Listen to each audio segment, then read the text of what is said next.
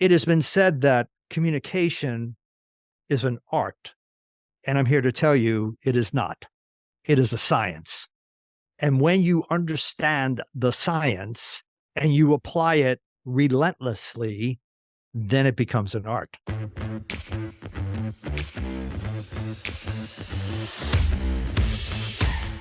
Glenn, thank you so much for joining me on the Let's Talk Business podcast. Yes, it's an absolute pleasure. Thank you for the honor and this opportunity to share some valuable content with your audience. Yeah, I appreciate it. So, I've seen a lot of the stuff that you do. You focus on communication a lot, but you also have brand building. You've been in the beauty space for a while. You've been doing a lot of, closing sales and focusing on that close, which is very important. So I guess for our audience that don't know anything about you, give us a short version of what got you here. Sure. So, first of all, I was born in New Orleans, Louisiana, a very long time ago, 1949. And my hero's journey or my story about how did you get into communication? It actually starts off where I'm 5 years old. And unfortunately for me, I had a birth defect in my left leg, which put a steel brace from my hip to my foot. Now, I always say God has a really crazy sense of humor because not only did I have a challenge with the leg, but my mother was a dancing school teacher. Oh, wow. Right. Now, this is where it turns though, because life is always an opportunity, a what's around the next corner, right? So mom didn't say, "Oh, my poor son." Mom said, "Well, son, if you can't dance, you'll sing." Well, Mhm. look, man, I'm 5 years old. I don't know if I can sing, but when my mother says sing, you sing. Now, that put me in front of 5,000 people at the age of 5 or 6 years old singing. So here's the plus side of communication and how it ties in. I have no fear of getting up in front of a group, whether it's 5 people or 50,000 people. So mom inspired me to become a singer. Now, I sang throughout high school and college. I have a degree in voice. Now, that's important because the tone of the voice is one of the three key elements in being a powerful communicator. We'll talk a little bit more about that later. So anyway, I went to college for voice. I sang, and then some reason or other, I decided to get into the beauty industry. And as you get to know me, I'm very type A. I am a little anal, yeah, and I'm okay with it. It's who I am. So when I got into the industry, like so many people who get in business, I wanted to be great at my technical skills. Great haircuts, great color, great highlights. If I was a plumber, an attorney, a doctor, I have to be good at my technical skills.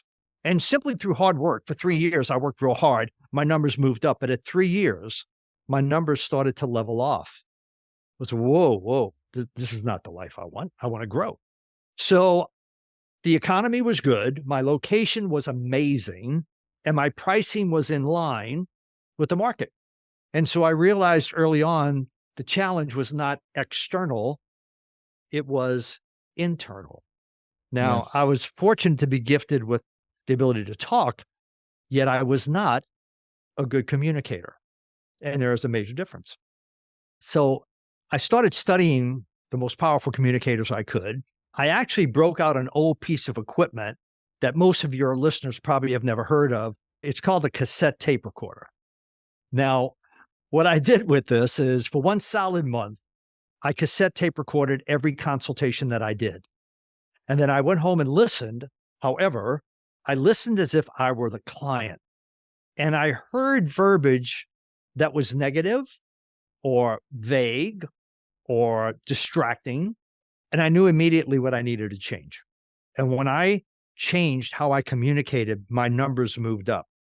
Now, it has been said that communication is an art. And I'm here to tell you it is not. It is a science. And when you understand the science and you apply it relentlessly, then it becomes an art, right? Just like Yes. anything else. If you're going to play in the NFL and they say, man, he's got great potential. Yeah, but somebody's got to sculpt that potential. Somebody has to show that young man the way. So when I talk about communication, there is not one aspect of our life where communication is not the most crucial element. Now, Second part of this is, yes, communication is not an art, it is a science. And we know that we've been all told that communication is everything. And I hate to tell people, but no, it's not. What is everything? Comprehension. Now, as you get to know me, I could obviously speak for 8 hours straight and not repeat myself. However, if what I share with you or anyone in the audience, if they don't get it, why was I speaking? So Yes. that's my hero's journey. That's how I got into communication. So I want to get back to the art and science in a minute, but I do want to speak to you for a moment because you mentioned something where you were able to talk, but you weren't a good communicator. And I think this is something that a lot of leaders wrestle with because they come from a place where I could have a great conversation.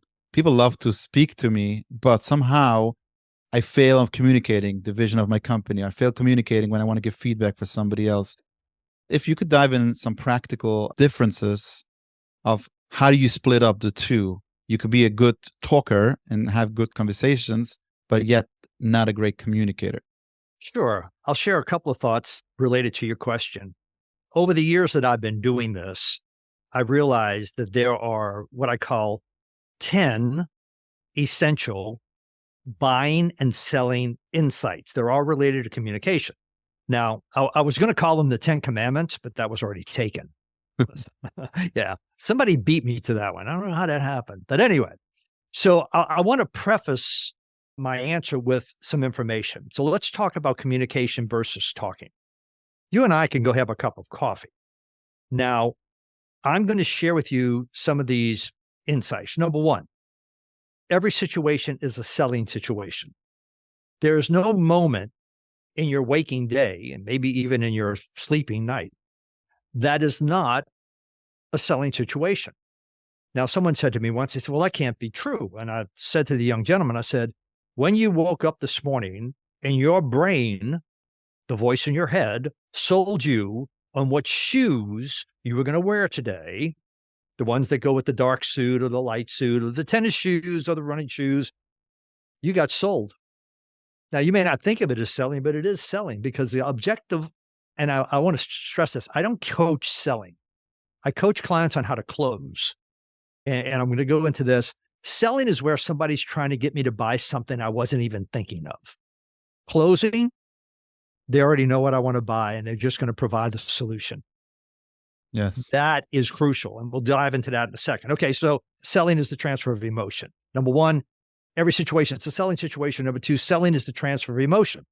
So what I realized early on was that my ability to ask questions on the front end of a conversation would totally expose what my listener wanted to take away from the conversation or the consultation or the Yes. sales opportunity, right? So the difference between talking and communicating is, well, I can talk about anything.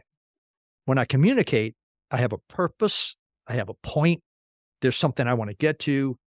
And in that, it's very much knowing what is the prize my listener wants to take away from having a conversation with me, and what is the prize that I want to take away from having that conversation with the listener. Now, if we're in a business conversation or talk, my objective is to provide value to my potential client. The return from me is called profit. So it's pretty simple. I'll give you a couple more of these 10 insights because I think they will lead to more information for your listeners.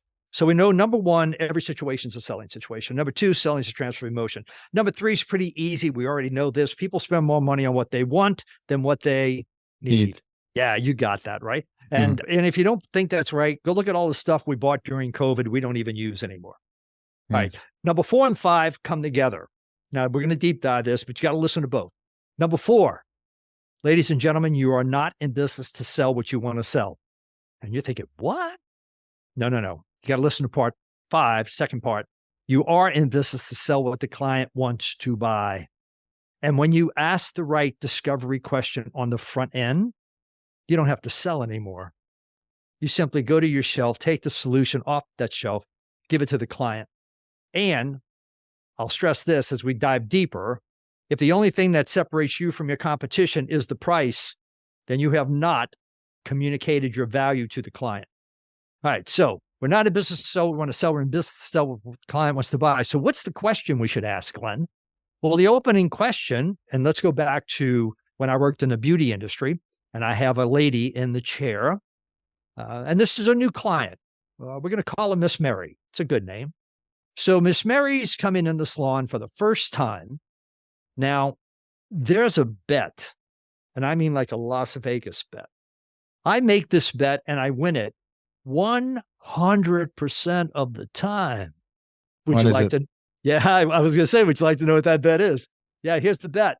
I bet that every time I acquired a new client, someone else just lost a client. Yeah, you're exactly correct. All right, now think about this.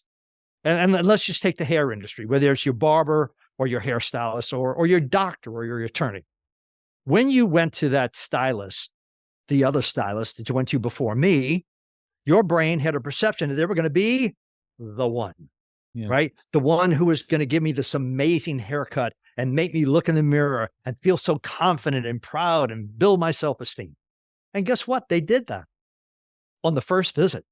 But also, the biggest challenge is they didn't lose you because they did bad work. They lost you because they let the relationship die, So true. right? And so here's the story I tell.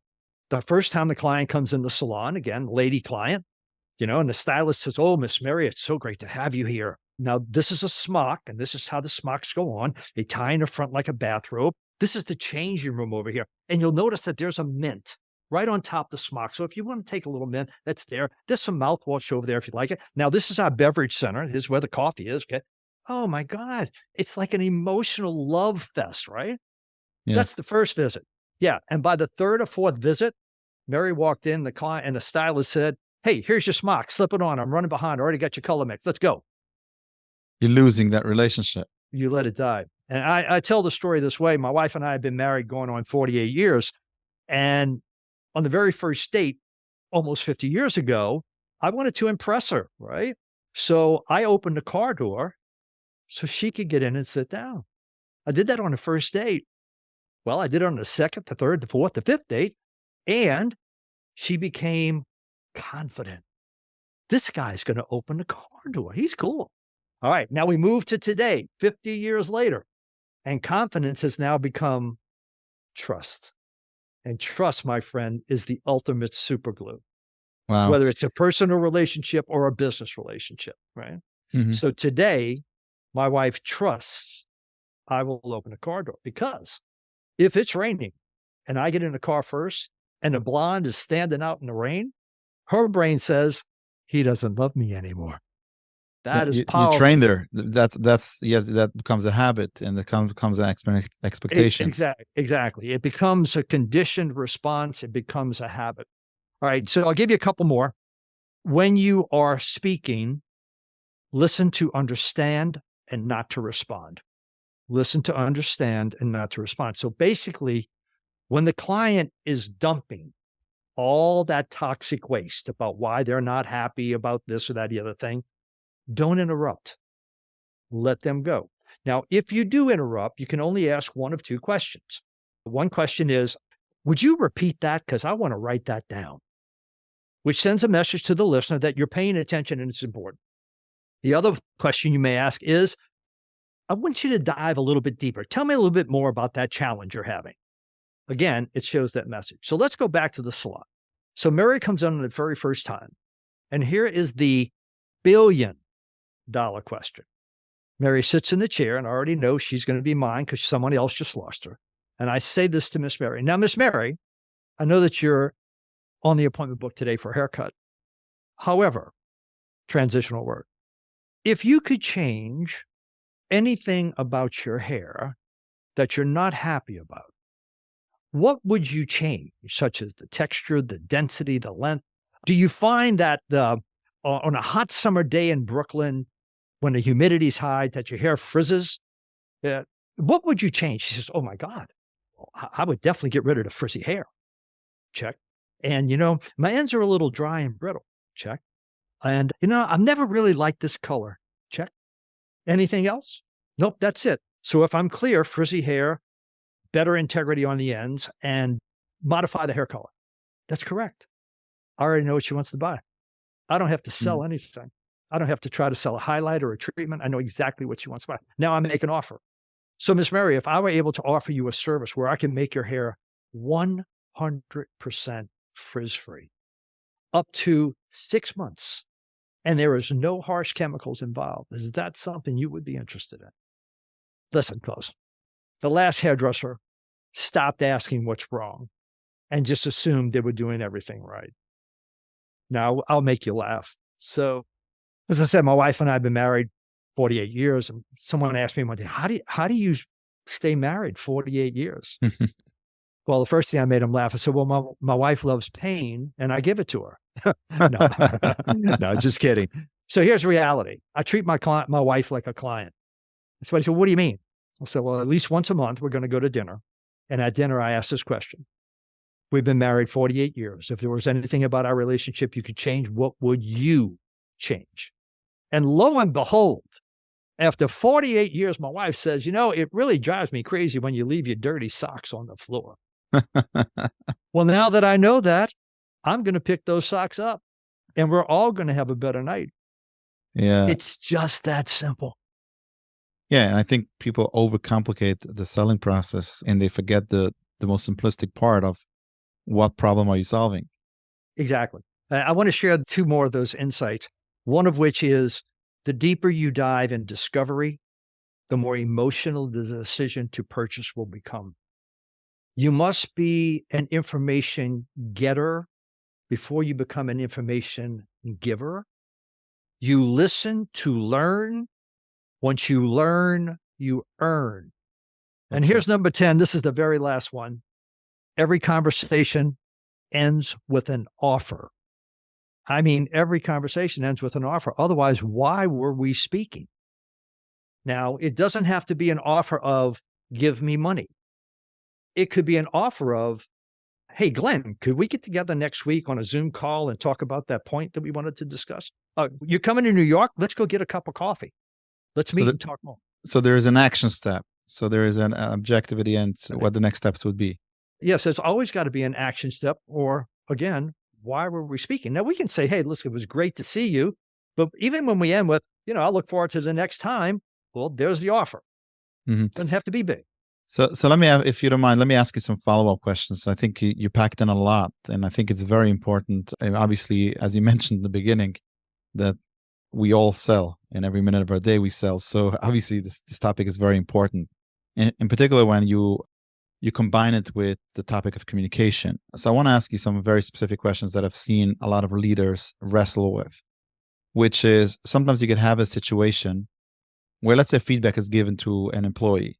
Mm-hmm. And then, 4 weeks later, the leader finds out that, that person missed the point, that just didn't get it, what they're trying to explain. So there was a very good conversation and maybe both parties left. Oh, I Mm-hmm. had a great conversation. But then 4 weeks later, the changes are not there. And now they're trying to regroup and saying, well, you didn't communicate it properly to me. Sure. So I want to get in some tacticals. If you look at a situation like that and you say, how come two people left very confidently from a meeting and 4 weeks later they find out that they're not on the same page? Where is that lack? Lack in communication? Is a lack of an explaining what what the objectives are? The one key word that just came into my brain is confirmation. Confirmation. So I am a storyteller by nature, and I think that comes from having been a singer and telling stories in a song. So I'll share the story of confirming the message. So my daughter, when she was 14 years old, she was going out on her first date, and her name is Corey.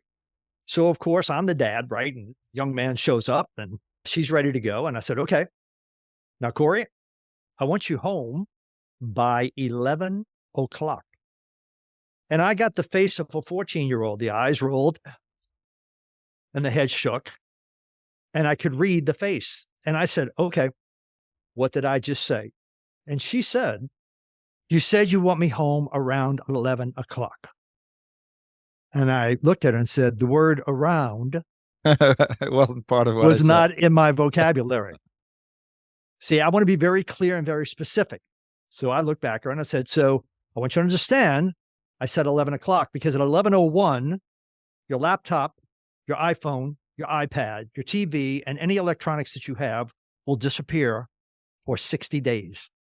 Hmm. And at 11:02, dad will be on the street looking for you. So now, what time do you need to be home? I need to be home by 11 o'clock, dad. Go have a good time. Right. So confirmation. So let's say I'm having a meeting. I'll go to a salon story. Right. So the challenge is this one employee doesn't clean up the dispensary before they leave every day. That's a simple task. Right. Or it could be the dry cleaners, or it could be the grocery store, it could be whatever. Right. So typical leader comes in and says, okay, now look, John, I really need you to clean up the dispensary before you leave the store at the end of the day. You got that? Yeah, man, I got it. John, do you know what our policy is on leaving the salon completely clean? Yes, sir. It's in the manual that we don't leave until the dispensary's clean. All right. Well, John, I've noticed you've been leaving and the dispensary hasn't been addressed. Now, are you comfortable with that rule that we have that it's got to be clean? Yeah. Can I count on you starting today to make sure you clean? Yes, sir. Now, and John, what time do you leave work today? So I'll leave at 5. And okay, John, what time will you specifically clean the dispensary? I don't know. Could you do 4:30? Would 30 minutes be enough? Well, yes, sir. 30 minutes would be fine. All right, great. So, John, what did we just discuss? We discussed that I need to be in the dispensary at 4:30 every day and clean because I leave at 5 o'clock. Go have a great day, John. Hmm. I think this is a great tactical piece of advice, which is getting a confirmation. And I would say sometimes, even like this is an example, even when the person thinks they're communicating properly, sometimes you know as a leader that did this person get what I just tried to explain? And you still Mhm. let the person go without the confirmation. I think this is a good wake up call. So if you personally are not 100% sure the person got what you're trying to explain, ask for that confirmation. I think it's a very important factor. And you can dive this a little bit deeper. Let's go back to the same story. I might start off with John saying, "Hey, John, I have a question for you." Now you got to listen. It's going to be a key word here, and the word is feel. Feel. Feel.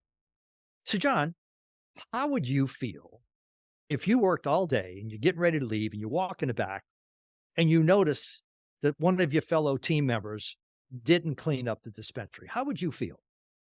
All right. Selling is the transfer of emotion. I said that earlier. We spend more money on what we want than what we need to buy the emotion of happiness. So when Yeah. I say, John, how would you feel? He goes, I'd be ticked off. I wouldn't be happy. So, John, can you imagine how your team members feel when you leave early and don't clean up the dispensary before you leave? Yeah. Well, John, can I count on you to start, 4:30, blah, blah, blah, blah, blah. Right. So that's just a different approach. I want to try to use the same, dive deeper with a question related Mhm. to a sales example, which I think that's also something that salespeople wrestle a lot with, where you could see salespeople having great conversations Yeah. and very optimistic about a potential sale. And unfortunately, the person goes cold, so to speak, and then they can't reach and says, "What happened? I had this great meeting. I went down to New Jersey and I met with the team and gave a demo, and everybody was so happy, and it sounded like they're signing that day." And they didn't pull And the trigger. it's such a and sometimes you find out that there was such a disconnect that the other party didn't even have a 10% chance of signing. They were just having a great conversation. Maybe they couldn't face it.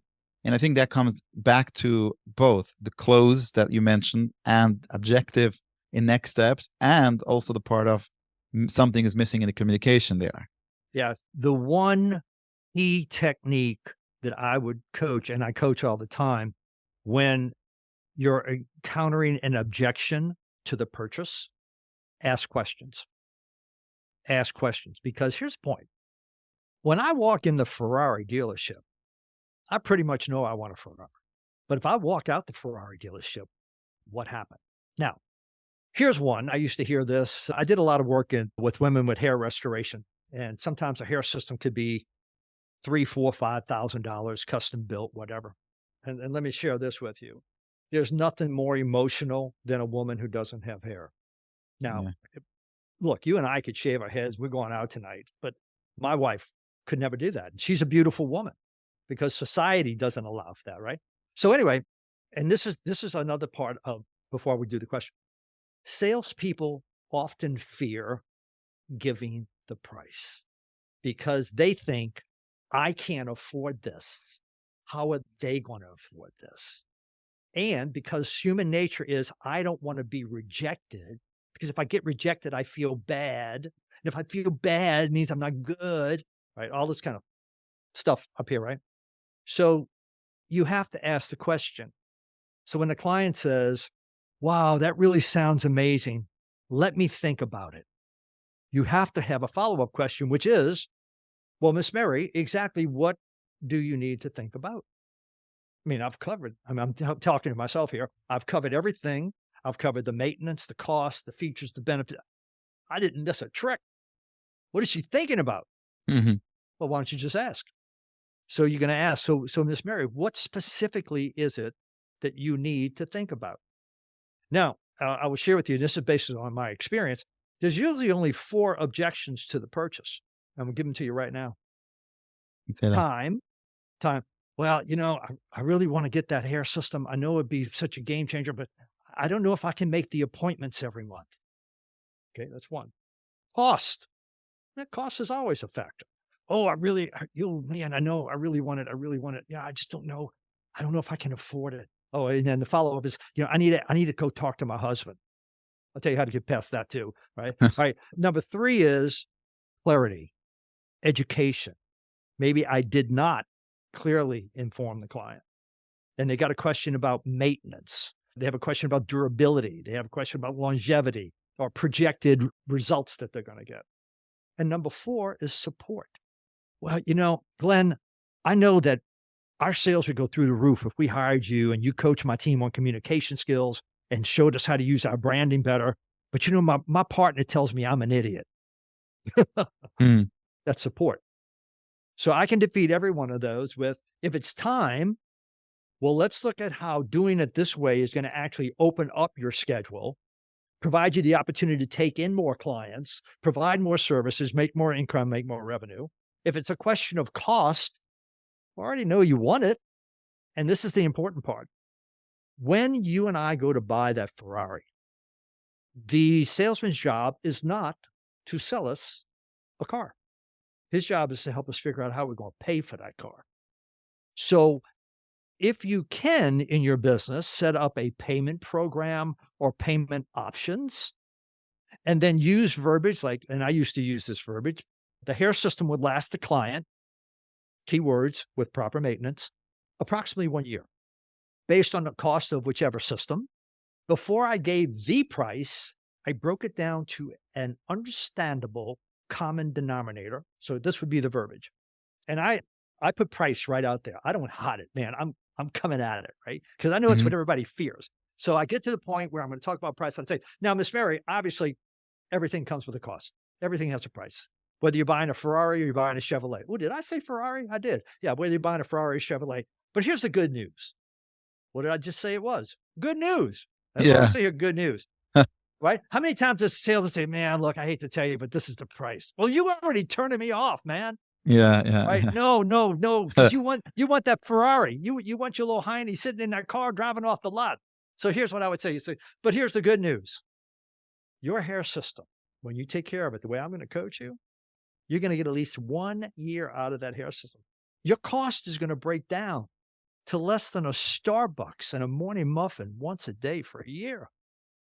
Boom. She walked in with Starbucks in her hand or a latte or a favorite gourmet coffee, right? So Yeah, she's yeah.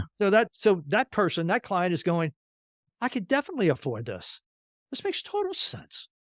Yeah. And then I give the price. And now your system is this is a $2,000 system. And I might conclude with, however, you're here to buy the happiness when you look in that mirror. And I know that when you walk out, if you don't have that hair on your head, you're going to be looking somewhere else when the answer you're looking for is right here. So I'm going to support it. Got it. You just reminded me, speaking about price, obviously we do branding and marketing. So after our presentation, the client will ask, like the lead will ask, like, so how much will it cost me? So I got in the rhythm of saying, marketing doesn't cost, it pays. Yes. Yeah. just to get them into like in the chuckle, just to show the confidence. And Uh, people don't realize, like you mentioned, I think that if you are not confident giving the price, means something shady is happening in that process, which you don't feel the value is there to justify the price. yeah. And part of that in being very aware when you're in the communication of closing. I hate to say selling, but in the communication of closing process is making sure you're communicating your value to that person. And one of the greatest opening questions you can ask is this. I would say, we'll call him John. So, John, in our meeting today, if there were absolutely no limitations as to what we could accomplish, what do you want to accomplish by the end of the meeting? Well, Wow. I want a system on, how we're going to own first place in the mind of our target market client. I want to know how we're going to raise our sales 20%. I already know what to talk about. Yeah. Right. Now, and I want to share this with you because I know you do branding. I do branding, and I talk to this about branding because branding is so crucial, and a lot of people don't really understand the value of branding. So, branding is this: when a potential client wakes up tomorrow morning with the decision, I want to buy that product or service, will they think of you first? Will they think of you second? Or tragically, will they not think of you at all? Wow. And branding, which people think, oh, well, that's my business. No, no, no. I said to a guy one day, I was at a network event, and I said, so tell me about you. What do you do? He said, I'm an attorney.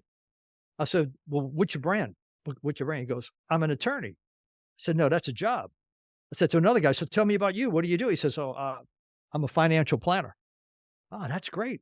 Like, you're not the only one on the planet here, brother. I hate to tell you. Right. And I said, well, what's your brand position to your market? He goes, I'm a financial planner. I said, no, that's a job. There's a difference between a job, the name of your company, and the brand position, which lives in the mind of your target market client. Sure. And a brand position, and you can tell me, you could probably deep dive this even more than me. You can't see a brand position. You have It's to not feel an it. it's a perception. It's a Listen, perception. The example I use always on this note, and I think you're spot on, is if you are tasked to go, your wife tells you to go to the supermarket, buy a bottle of ketchup or any of product, and chances are there's 5 brands that you could buy, sure, and for one reason or the other, your hand reaches to one of them. That's a brand perception that made a connection to you. bingo. It, either you think that's the freshest, the cheapest, whatever brand perception is in your mind, Right. whatever the most quality product. It's the one There's a your mama used to have.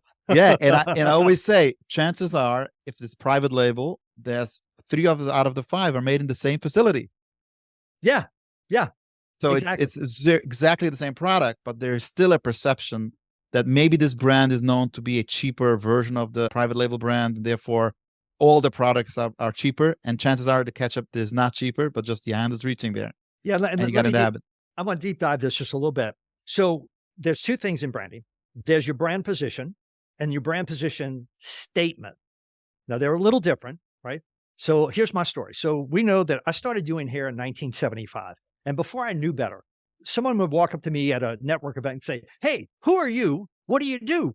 And we hear this all the time, right? And I didn't know any better. And the first thing I did was, well, my name's Glenn. I'm a hairdresser. Right. Totally wrong. Wrong. Mhm. So this is what I coach my clients right now. Number one, never give your name first. The subconscious, the psychological mind of the listener does not care what my name is. People listen for what is important to them. Sure. All right. So now we know never give your name first. Number two, I said I'm a hairdresser. Yeah, me and 40 million other people in the United States. No separation. I'm just another hairdresser. Right. Even if I think I'm the best, I don't know what the mark thinks. Right. So through my years of doing hair, and I've done everything from I'm a master barber, master colorist. I mean, when you're around long enough, you do it all. However, my target market in my last years, my last approximately 10 years, was only women with fine thinning hair on the top of the head. That's my target market. Now, somebody else walks in, wants a haircut. Yeah, we can do it, but we don't spend any money marketing to Exactly. anyone but that target market. The riches are in the niches. Yeah. Now, here's the difference. Now someone say to me, who are you? What do you do? Woman's thinning hair expert Glenn Michael. I said woman's thinning hair expert, in the subconscious mind of anyone who's listening to us right now said, he services women with fine thinning hair and he's the guy who can make it work. Now, in what I Exactly. do today, people say, who are you? What do you do? I'd say communication, sales, closing, and business building expert. Communication, sales, closing. You know exactly what I do. Yeah, Um, and I think it's so important. I think just I want to make sure that it didn't go unnoticed to the listeners. First of all, is and I use the analogy, and it's a typical example out there. So Starbucks and Dunkin' Donuts both sell coffee. So if they would oh, stop selling coffee, there's no product. But their positioning, Starbucks is all about the experience of the coffee, while Dunkin' Donuts is all about the convenience of the coffee. sure. Now, you could walk in and you're a truck driver and you're rushing down and you want to buy a Starbucks coffee. Yeah, they'll service you. They'll take your money. However, the question is, where will they spend the money on marketing? Are you the Yep. target market? Or because maybe you just were just in the area and you didn't see a Dunkin' Donuts, you dropped in a Starbucks, but you really wanted to get back on the truck as soon as possible. You need the whole experience. No, So correct. we'll take the money. And I think a lot of people confuse that when they do marketing. Well, everybody could buy my product. Of course, you'll take money from, obviously, that's a conversation on its own. If should you take money from every potential client, or could you create a process that's much more niche, focused on your market?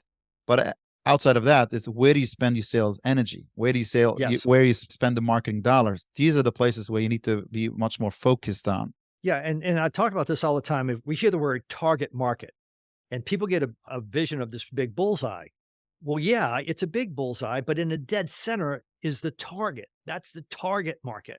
Now, as I said, if a guy walked in and said, can I get a haircut?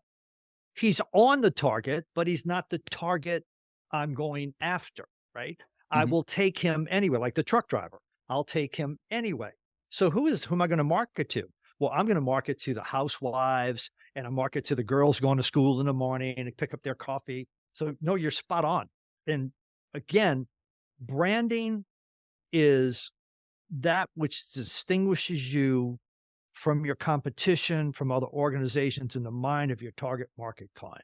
So I just want to add another point, just not to go unnoticed for the listeners, and I think it's a very important part, is when you speak to someone who says, "What do you do?" I'm an attorney, or whatever example you used before. What was the other example you mentioned? The Financial planner. financial planner. Now, if this person at the moment doesn't think about, I need a financial planner, I need an attorney, you basically close the door. You Yep. close that conversation. And I think people miss so many opportunities because even that person potentially could be your client, but even if not, if they learn more about what you do and what your specialty is and who's you service, they could refer you business because now they know what they're doing versus you shut the door on them because booms, this is it. And if it's not something that I've Yep. been dabbling the last few days. For instance, I'll speak to you because I mentioned it before or before we started recording. Our positioning in PTEX, we help driven brands create their next in the brand journey. Now, natural, obviously, it says who the target market is, driven brands, which means you're not a new, startup. It's a Right. brand that's already in You're there. established. Looking to get to the next, which means you have some success and you're looking to get to the next level, and it's part of your brand journey, which is related to branding and marketing. So we're not a payroll company or any of the technical solutions for a company. But most people, if they hear that, they say, "Tell me more. So how could you help me?" So naturally, the question is, what's your next? Where are you going with your company? Well, we're selling on Amazon. We want to get into big box retailers. Okay. Have you started that process? Do you need a pitch deck? Do you need to actually position your brand to be ready for retail? So, just going back to what we discussed before versus, oh, we're a branding and marketing agency. Oh, I'm fine. I don't need branding and marketing. Sure. So, it's the way you position yourself. And we're not talking about lofty, very, messaging that doesn't have any substance to it.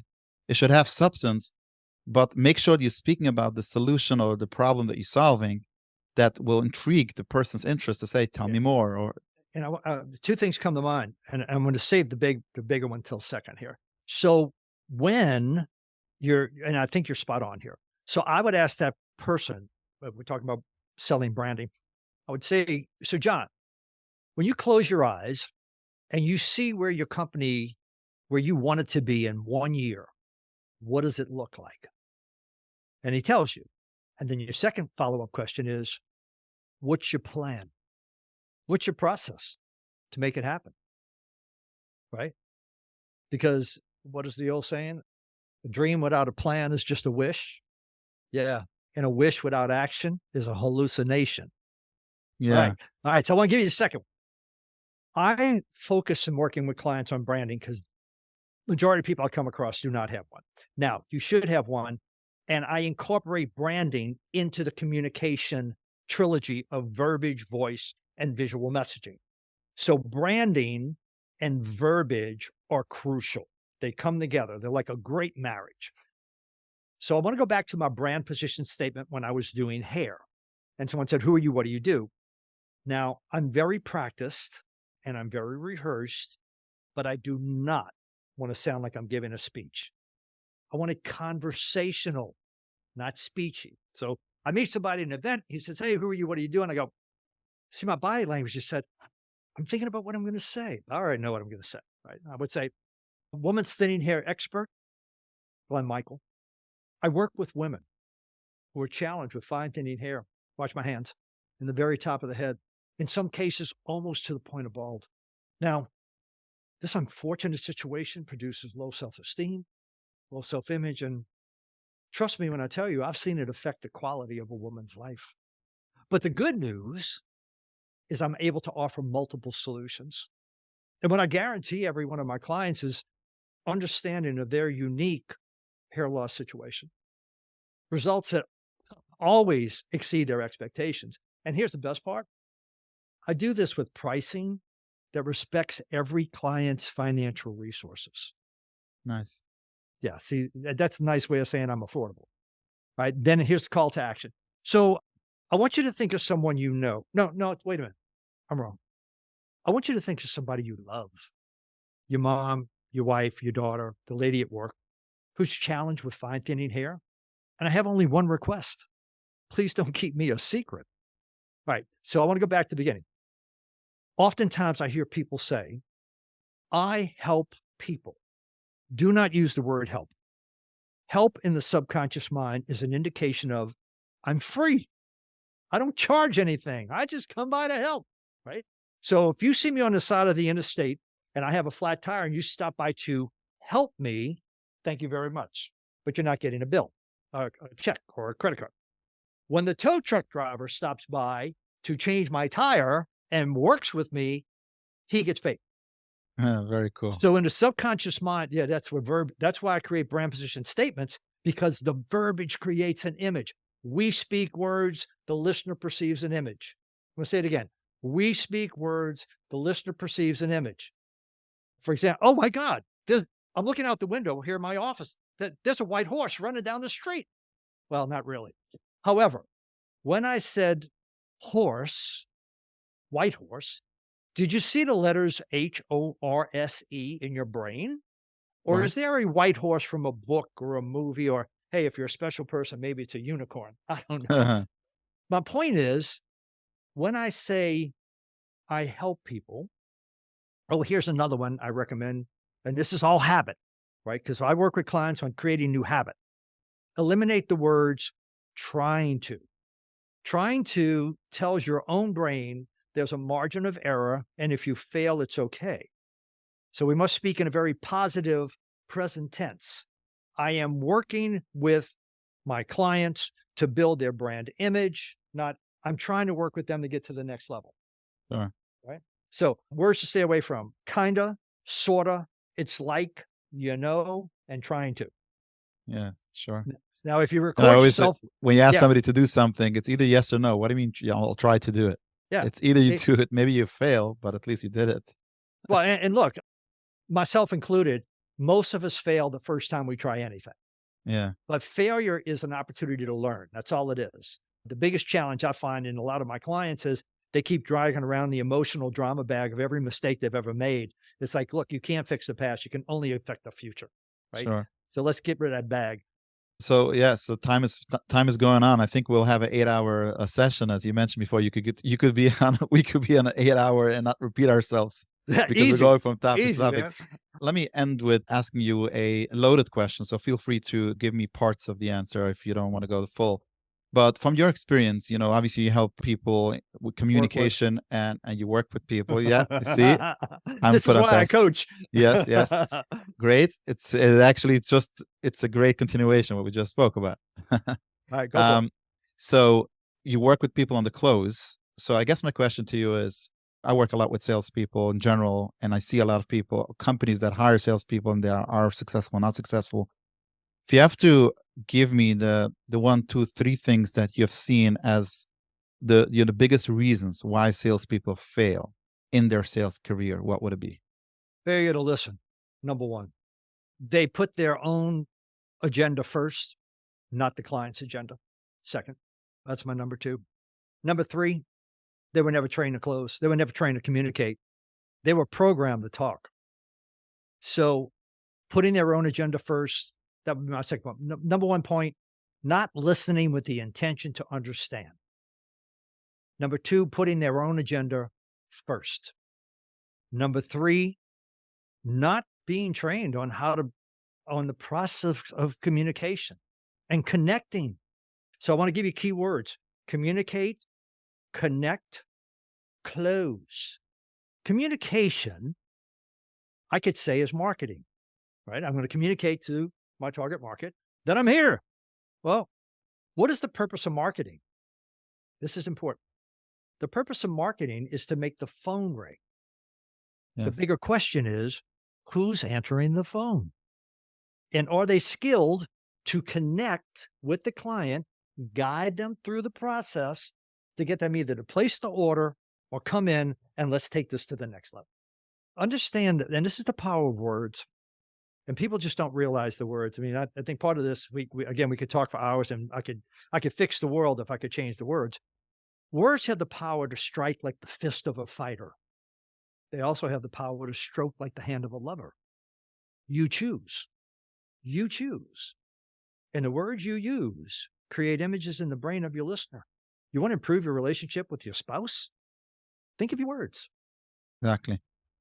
Yeah, power of words. Power of words. And remember this: when you hire someone, you don't hire them to fire them. Okay. And lastly, you don't get married to get divorced. Yeah.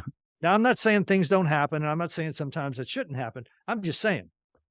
Yeah, the power of words. This has been great. Where could people find out more about you and follow the work you do? Oh, pretty simple. My website is www.businesscommunicationexpert.com. My email, pretty simple, Glenn, Glenn, at biz, B-I-Z, com, C-O-M, X as in X-ray, PERT.com. And I even give people my phone number because I am 100% accessible. My number is 504 250 3969. Email me, text me. If you got questions, I don't charge for every conversation I have with people. My Wow. goal is to, I've learned a long time ago, and I want to close with this. Success is what I do for me. Significance is what I do for everybody else. Success is an event. Significance is a lifestyle. I choose to live significant. Wow, that's very powerful. We usually close with the 4 rapid fire questions. I think you gave it away now, but I'll ask you a couple of I'll go through the rhythm just because I want to get your answer exactly how on the question, because and then we'll close with that. I'll do my But best. yeah, but I think we're up to like 170 episodes. I think this is the first time somebody gave out their cell phone. Just for the record. I've heard that before. Okay. So let's close with the 4 rapid fire questions. Number 1, a book that changed your life. The Four Agreements, Number 2, a Miguel piece. Ruiz. Yes. Number 2, a piece of advice you got that you never forget. Put everybody else first. Number 3, anything you wish you could go back and do differently. No. Love it. And usually it's 50% about 50% of our guests answered a positive no. No. And last and final question, what's still on your bucket list to achieve? It's going to sound like a corny answer, but what's on my bucket list is just tomorrow. Tomorrow. What I realized at this age and through my life experience is that there isn't anything I cannot do. There isn't anything I cannot be. I'm only limited by the amount of time. Like if I decided tomorrow I want to become a brain surgeon, I could. I just don't know if I'll live long enough to go through the school to make it happen. But once you make the decision, there is no thing that cannot be done. Wow. Very powerful. Glenn, thank you so much for joining us. I know your time is valuable. That is why, in the name of our listeners, we'll forever be grateful for sharing some of your time with us today. It's been a blast. My pleasure, man. Anything you need or anything your listeners need, just reach out. Thank you so much. Very All right, brother. generous. Take care.